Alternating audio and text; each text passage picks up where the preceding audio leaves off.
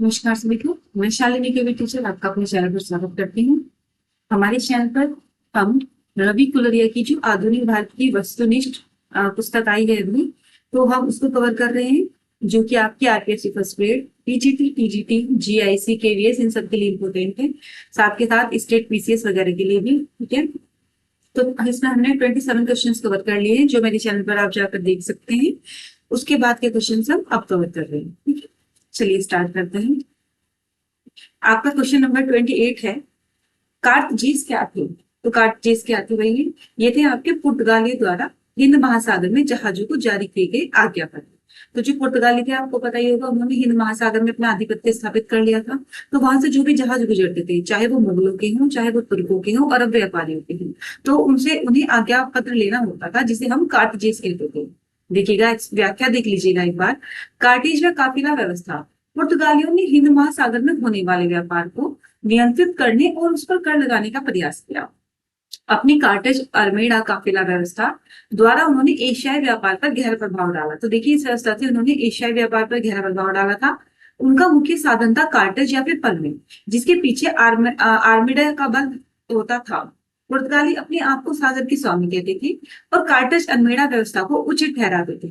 कोई भी भारतीय या अरबी जहाज पुर्तगाली अधिकारियों से कार्टेज लिए बिना अरब सागर में नहीं जा सकता था। देखिए, अगर इनसे परमिशन नहीं ली, कार्टेज नहीं ली, तो वो अरब सागर में नहीं जा सकता था। भारतीय अरबी जहाजों को काली मिर्च और गोला बारूद ले जाने की अनुमति नहीं थी। मतलब चाहे भारतीय जहाज हो, चाहे अरबी जहाज हो, तो ना तो काली मिर्च ले जा सकते थे, ना ही वो गोला बारूद ले जा सकते थे। कार्टेज के लिए नगण्य सा शुल्क देना पड़ता था। पुर्तगालियों को आमदनी उस चुंगी शुल्क से होती थी, जो हर एक जहाज को किसी दुर्ग से गुजरने पर देनी पड़ती थी। वस्तुतः पुर्तगाली के राजस्व का बड़ा भाग चुंगी से ही आता था। बाद में 16वीं शताब्दी में पुर्तगालियों को व्यापार नियंत्रण का एक अन्य उपाय करना पड़ा, काफिला। इसमें स्थानीय व्यापारी जहाजों का छोटा सा काफिला होता था, जिसकी सुरक्षा के लिए पुर्तगाली बेड़ा साथ चलता था। पुर्तगालियों के संरक्षण में चलने वाले जहाजों की सुरक्षा सुनिश्चित करने के लिए ऐसा किया गया था, क्योंकि यदि समुद्री डाकू उन जहाजों को डुबा देते तो पुर्तगालियों को राजस्व की बड़ी हानि होती। 16वीं शताब्दी में उत्तर भारत में मुगलों की शक्ति के उदय ने हिंद महासागर के व्यापार पर पुर्तगालियों के नियंत्रण के लिए कोई खतरा उत्पन्न नहीं किया, क्योंकि मुगल बादशाहों ने सुदृढ़ नौसेना बनाने पर बल नहीं दिया। क्योंकि उत्तर भारत में मुगल शक्ति थी, तो उससे पुर्तगाली को कोई इफेक्ट ही नहीं पड़ रहा था, क्योंकि ना तो उनके पास में नौसेना थी, ना वो पुर्तगालियों के मामले में हस्तक्षेप करते थे। और समुद्री व्यापार के मामले में भी उनकी कोई विशेष रुचि नहीं थी। हिमालय से पराजित होने पर गुजरात के सुल्तान बहादुर शाह को पुर्तगालियों की सहायता की आवश्यकता पड़ी। अतः 1535 में उसे पुर्तगालियों को दीव में अपना दुर्ग बनाने की अनुमति देनी पड़ी। मुगल बादशाह अकबर ने पुर्तगालियों से प्रतिवर्ष एक निःशुल्क कार्टेज प्राप्त करके एक प्रकार से उनका नियंत्रण स्वीकार कर लिया था। इस व्यवस्था के अंतर्गत अकबर प्रतिवर्ष लाल सागर में अपना एक जहाज पुर्तगालियों को बिना कोई शुल्क चुकाए भेज सकता था। ठीक है, चलिए अगला प्रश्न आपका। 1554 में किसके नेतृत्व में पुर्तगालियों के विरुद्ध अंतिम ओटमन अभियान भेजा गया था? ठीक है, तो 1554 में भाई किसके नेतृत्व में आया था पुर्तगालियों को हराने के लिए ओटमन अभियान? तो ये आया था अली रईस के नेतृत्व में। ठीक है, एक बार व्याख्या देख लीजिएगा। पुर्तगालियों को 1550 के दशक तक तुर्कों से खतरा बना रहा, यानी किससे खतरा था पुर्तगालियों को? तुर्कों से खतरा था। 1551 में पेरी रईस ने कालीकट की जमोरिन की सहायता से मस्कट एवं हरमुज स्थित पुर्तगाली दुर्गों पर आक्रमण कर दिया था। तो 1551 में किया था मस्कट पर, और हरमुज में जो इनके दुर्ग थे, किसने? पेरी रईस ने अटैक किया था। इसी बीच पुर्तगालियों ने दमन के शासक से उसे छीनकर अपनी स्थिति सुदृढ़ कर ली।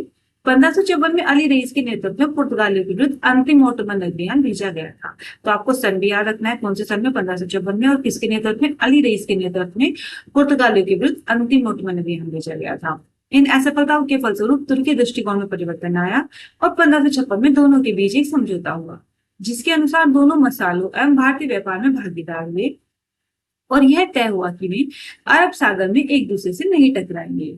तुर्कों ने भी अपना ध्यान पुनः यूरोप में केंद्रित कर लिया। ठीक है, तो 1556 में तुर्कों के बीच में और ओटोमन साम्राज्य के बीच में एक समझौता हो गया था। प्रश्न 30, निम्नलिखित में से किस पुर्तगाली गवर्नर को तिमैया या फिर तिमोजा नामक हिंदुओं ने प्रोत्साहन दिया था? तो कौन थे? अल्बुर्क थे, अल्फांसो दे अल्बुर्क। अच्छा, देखिएगा, अल्बुर्क का ही बहुत बार पूछा जाता है कि उसने गोवा पर अधिकार किस सन में किया था, है ना, और किससे उसने छीना था, इस तरीके से। अल्बुर्क के गोवा अधिग्रहण के पूर्व तिमैया नाम के हिंदू ने उसे अत्यंत कांटे की सलाह और प्रोत्साहन दिया था। ठीक है, किसने? तिमैया ने। यूरोपीय व्यापारियों में पुर्तगाली भारत में असफल रहे, क्योंकि देखिए जितने भी यूरोपीय व्यापारी आए, चाहे वो अंग्रेज हो, डच हो, फ्रांसीसी हो या फिर ये पुर्तगाली हो, उन सब में पुर्तगाली असफल रहे, क्योंकि उनके पास कोई बंदरगाह नहीं था, उनकी नाविक शक्ति कमजोर थी, कोचीन के शासक ने उनका प्रतिबल विरोध किया था, या फिर उनकी धार्मिक कट्टरता के कारण भारतीय शासक उनके शत्रु बन गए थे। तो भैया डी ऑप्शन है कि उनकी जो धार्मिक कट्टरता थी इस वजह से भारतीय शासक उनके शत्रु बन गए थे, क्योंकि वो सबको क्रिश्चियन बनाना चाह रहे थे। बंदरगाह उनके पास था, उनकी नाविक शक्ति बहुत ज्यादा अच्छी थी, और कोचीन के शासक ने तो उनका विरोध नहीं किया था। पुर्तगालियों के विरुद्ध अंग्रेजों की सफलता ने निम्नलिखित में से कौन सा कारण नहीं था। तो मतलब ये कि अंग्रेज क्यों सफल हुए, लेकिन इसमें से कौन सा एक ऐसा है जिसका कारण नहीं था। भारत में पुर्तगालियों की बढ़ती अलोकप्रियता, पुर्तगालियों के घटते संसाधन, उनके संसाधन भी घटने लगे थे और उनकी लोकप्रिय जो वो थे वो लोकप्रियता कम हो गई थी। अंग्रेजों की नाविक शक्ति बहुत अच्छी थी। मुगलों और अंग्रेजों के पारस्परिक संबंध, तो देखिए मुगलों और अंग्रेजों के पारस्परिक संबंध है, इस बात का कोई इफेक्ट नहीं हुआ कि पुर्तगाली है जो वो हारे हैं और अंग्रेज जीते हैं। अगला प्रश्न, किस यूरोपीय शक्ति के बारे में कहा गया है कि उन्होंने एक हाथ में तलवार और दूसरे हाथ में सलीब यानी क्रॉस लेकर भारत में प्रवेश किया, किंतु उन्हें जब यहाँ बहुत अधिक सोना नजर आया तब उन्होंने सलीब को अलग रखकर उस हाथ से भी अपनी जेबें भरनी शुरू कर दी। ये वाली बात किसके बारे में कही गई है? पुर्तगालियों के बारे में। मध्यकालीन भारत के निम्नलिखित शासकों में से किसने पुर्तगालियों को भटकल में एक किला बनाने की अनुमति दी थी? तो भटकल में ये बहुत इंपॉर्टेंट है, कृष्णदेव राय ने बनाने की अनुमति दी थी। कौन सा स्थान पुर्तगालियों का व्यापारिक ठिकाना नहीं था? व्यापारियों पुर्तगाली का व्यापारिक ठिकाना कौन सा नहीं था? भड़ोच नहीं था, माहे था, कोचीन था और कालीकट था। मैच करना है आपको कि किसने क्या किया था। अल्फांसो दी अल्बुर्क, ठीक है, तो इसने क्या किया था? अल्बुर्क ने 1510 में गोवा पर आधिपत्य कर लिया था। फिर अगला है नीना दी कोना। नीना दी कोना कौन थी? ये आपके थे भाई, आपका ये नीना दी कोना पुर्तगाली हेडक्वार्टर था, कोचीन से गोवा बदल जाना। तो मतलब जो नीना दी कोना था, इन्होंने पुर्तगाली का जो हेडक्वार्टर था ना, कोचीन से गोवा बदल दिया था। नेक्स्ट है आपका फ्रांसी डी अल्मोड़ा, तो इन्होंने ब्लू वाटर पॉलिसी अपनाई थी अल्मीडा ने। नेक्स्ट है पेड्रो अल्वारेज कैब्रियल, तो ये कौन थे भाई? इन्होंने, ये बचता है आपका क्या, 1500 सितंबर 1500 में इनका भारत आगमन हुआ था। चलिए, निम्नलिखित में से किस पुर्तगाली गवर्नर ने गवर्नर कार्यालय को कोचीन से गोवा स्थानांतरित कर दिया था? तो अभी हमने पढ़ा ऊपर कौन थे, वो नीनो दी कोना थे। ये वैसे तो 1529 से 38 तक रहे। अल्बुर्क के बाद लोपोसोरिस गवर्नर बना। अल्बुर्क के बाद कौन बना था? लोपोसोरिस। और उसके पश्चात गवर्नर से वास्को डिगामा का नाम लिया जा सकता है। लेकिन अल्बुर्क के बाद सबसे महत्वपूर्ण गवर्नर जो था वो नीना दी कोना था। 1530 में उसने गवर्नर कार्यालय को कोचीन से गोवा स्थानांतरित कर लिया था। ठीक है, अब प्रश्न है आपका, तुर्की से आया एक प्रसिद्ध तोपची जिसे गुजरात के बहादुर शाह ने अपनी सेवा में रखा था, तो वो कौन था? रूमी खान था। 1529 में लाल सागर से पुर्तगालियों को खदेड़ने के लिए तुर्की से सुलेमान रईस के नेतृत्व में एक बेड़ा भेजा गया था। बहादुर शाह ने इस बेड़े का स्वागत किया था। बहादुर शाह कौन था भाई? गुजरात का था, ठीक है, गुजरात का शासक था बहादुर शाह। उसने किसका स्वागत किया था? जो तुर्की से लोग आए थे उनका स्वागत किया था। और उन तुर्क अधिकारियों में को भारतीय नाम देकर सूरत और दीव का हाकिम नियुक्त किया गया था। उनमें से ही एक था रूमी खान, जो कि प्रसिद्ध तोपची था। ठीक है, और 1531 में पुर्तगालियों के दमन और दीव पर आक्रमण को रूमी खान ने असफल कर दिया था।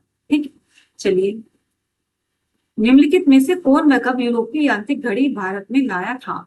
तो 16वीं शताब्दी में पुर्तगाली भारत में क्या लेकर के आए थे? यांत्रिक घड़ी। मध्यकालीन गुजरात के निम्नलिखित में किस शासक ने दीव को पुर्तगालियों को सुपुर्द कर दिया था? तो वो कौन था? बहादुर शाह था। देखिए ये बहुत इंपॉर्टेंट है, इसमें जो व्याख्या में संदेह है। 1530 में गोवा भारत में पुर्तगाली राज्य की औपचारिक राजधानी हो गया था। तो औपचारिक राजधानी 1530 में हुआ था गोवा। ठीक है, फिर 1535 में पुर्तगालियों ने दीव ले लिया। 1535 में उन्होंने दीव जीत लिया। बेसिन पर एक वर्ष पहले ही अधिकार कर लिया था, यानी कि 1534 में बेसिन पर अधिकार हो गया था, 1535 में दीव पर, 1530 में गोवा को राजधानी, 1559 में दमन पर भी अधिकार हो गया। इन विजय से गुजरात के विशाल समुद्री व्यापार को नियंत्रित करने का पुर्तगाली लक्ष्य पूरा हुआ। साथ ही खंबात की खाड़ी पर गश्त को भी अधिक प्रभावशाली बनाया जा सका। हिंद महासागर की तटीय भूमि और भी अनेक पुर्तगाली दुर्ग खड़े हुए, जिनमें से कई पूर्वी अफ्रीका, मल्यूकस में और भारत के कोंकण और मालाबार में थे। पुर्तगाल के पास कुल मिलाकर 50 दुर्ग और सुरक्षित क्षेत्र थे और लगभग 100 जहाज का बेड़ा था जो विभिन्न क्षेत्रों में फैला हुआ था। अगला प्रश्न, वास्को डिगामा के संबंध में कौन सा कथन सही है? वास्को डिगामा कि 1498 में भारत यात्रा के समय कालीकट का शासक जमोरिन था। ये वाली बात सही है।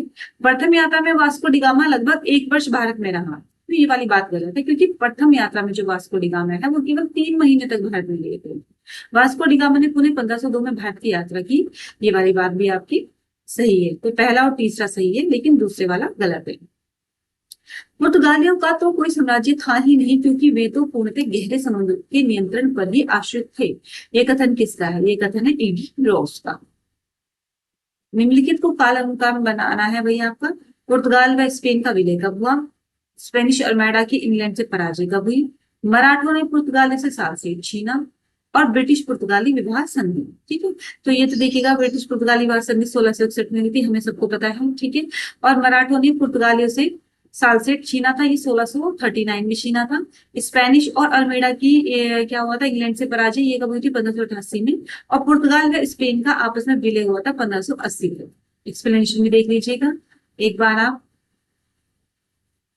प्रश्न है आपका, दादरा और नगर हवेली जो 1961 में भारत का हिस्सा बने पर पुर्तगालियों का शासन था। सही है। 1961 में पांडिचेरी तथा चंदनगर पर फ्रांसीसियों का शासन था। नहीं, ये वाली बात गलत है। और गोवा को 1961 में स्वतंत्रता मिली, ये भी बात सही है। तो आगे देखते हैं, ये है कि आगे भी कुछ दिया हुआ है। हाँ, इन्होंने कहा कि उपरोक्त कथन में से कौन सा सही है? तो देखिए, इसमें पहला और तीसरा दोनों सही है। फर्स्ट सही है और सेकंड सही है। ये वाला नहीं सही है कि पांडिचेरी तथा चंदनगर पर फ्रांसीसियों का, इस पे भी पुर्तगालियों का ही कब्जा था। प्रश्न है आपका अगला, पुर्तगालियों ने भारत में धर्म परिवर्तन का प्रयास नहीं किया। नहीं भाई, इन्होंने तो किया था। पुर्तगालियों ने गोवा में मंदिरों के निर्माण हेतु धन उपलब्ध कराया। तो ये वाली बात तो शायद देखते हैं, इन्होंने कहा कि दोनों ही गलत है। ठीक है, तो यानी ये वाली बात भी गलत है। एक बार व्याख्या देखिए लीजिएगा। पुर्तगाली ईसाई मसीह भी भारत के लोगों का धर्म परिवर्तन करने की दिशा में अग्रसर हुए, किंतु आरंभ में इसकी गति धीमी रही। 1540 के पश्चात गोवा में बढ़ती सुधारवादी विचारधारा एवं जेसुइटों के आगमन से परिवर्तन की गतिविधियां में तेजी आई। धर्म परिवर्तन को बढ़ावा देने के लिए 1540 में गोवा के सभी मंदिर नष्ट कर दिए गए। बाद में 1573 में बारदेव और 1584-37 में सालसेट में भी यही हुआ। पुर्तगाली सरकार हिंदुओं के विरुद्ध अनेक प्रकार से भेदभावपूर्ण व्यवहार करती थी। पुर्तगाली अधिकार वाले क्षेत्रों में ईसाई मिशनरियों की गतिविधियां सर्वत्र व्याप्त थी। राज्य अनेक पादरियों के दबाव के आगे आसानी से झुक जाते थे। 1560 में गोवा में ईसाई धर्म न्यायालय की स्थापना की गई, ताकि किसी भी प्रकार के धर्मद्रोह को दंडित किया जा सके। मिशनरियों को सर्वाधिक सफलता गोवा में मिली, जहां 1600 ईस्वी तक 2/3 जनसंख्या ईसाई बन चुकी थी। पुर्तगालियों के भारतीय पूर्वी साम्राज्य को कहा जाता था, तो कहा जाता था एस्टाडो दा इंडिया। देखिएगा, एक है एस्टाडो दा इंडिया। पुर्तगालियों को भारतीय सामुद्रिक साम्राज्य को एस्टाडो दा इंडिया कहा जाता था। इसका अर्थ होता था Portuguese state of India. Next है कासा डा इंडिया, यानी इंडिया हाउस, पुर्तगाली राज्य द्वारा संचालित वाणिज्य संगठन। ठीक है, इसको क्या कहा जाता था? इसको कहा जाता था कासा डा इंडिया। नेक्स्ट है, ये है भाई आपका पुर्तगीज ईस्ट इंडिया कंपनी। ये है ये किंग फिलिप थर्ड के काल में इस कंपनी की स्थापना 1628 में की गई थी। राजा इसमें सबसे बड़ा स्टेक होल्डर था और 1633 में इसको बंद कर दिया गया था। एक है फितोरिया, ये एक ऐसे व्यापारिक स्थल या फिर अड्डे होते थे जहां नौसैनिक बेड़ों को सहायता प्रदान की जाती थी। अतः पुर्तगाली एशिया के महत्वपूर्ण फितोरियों पर कब्जा करना चाहते थे। चलिए अगला प्रश्न, भारत में पुर्तगाल के संबंध में निम्नलिखित कथनों में से कौन सा सही है? 16वीं शताब्दी में पूर्वी व्यापार पर उनका एकाधिकार था। प्रारंभ में उनको मुंबई पर स्वामित्व था। उनके पास कोचीन, दीव और दमन में व्यापारिक बस्तियां थी।